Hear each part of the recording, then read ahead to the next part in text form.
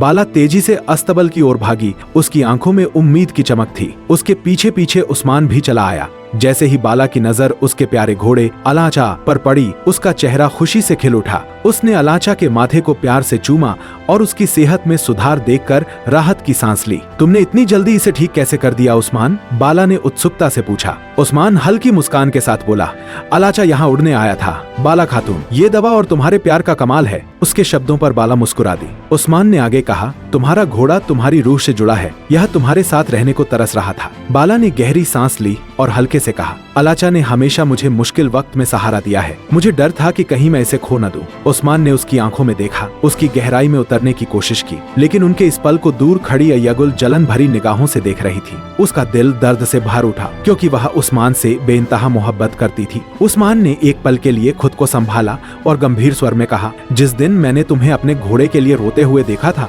उसी दिन मैंने एक वादा किया था। बाला ने हैरानी से पूछा, कैसा वादा? उस्मान ने अपनी आंखों में एक अजीब सी दृढ़ता लाकर कहा, अगर किसी ने बाला खातून को रुलाया तो वो मेरा सबसे बड़ा दुश्मन होगा। बाला उसकी बात का मर्म समझ गई। वह हल्के से मुस्कुराई और बोली, मेरे दुश्मन नहीं है, लेकिन सबसे ज्यादा दर्द हमेशा अपनों से ही मिलता है। तुम निश्चिंत रहो, मैं महफूज हूँ। उन दोनों की आंखें जैसे एक दूसरे में खो गई। एक अनकहा एहसास उन दोनों के बीच बहने लगा। कुछ देर बाद उस्मान ने कहा, अब मुझे इजाजत दो, लेकिन जल्दी मिलूंगा। बाला ने मुस्कुराते हुए सिर हिला दिया, परंतु उनके इस प्रेमपूर्ण पल के ठीक पीछे अय्यगुल अपने आंसुओं को रोक नहीं पाई। वह दीवार के पीछे खड़ी रो रही थी, क्योंकि उसे एहसास हो गया था कि उस्मान का दिल किसी और के लिए धड़कता है।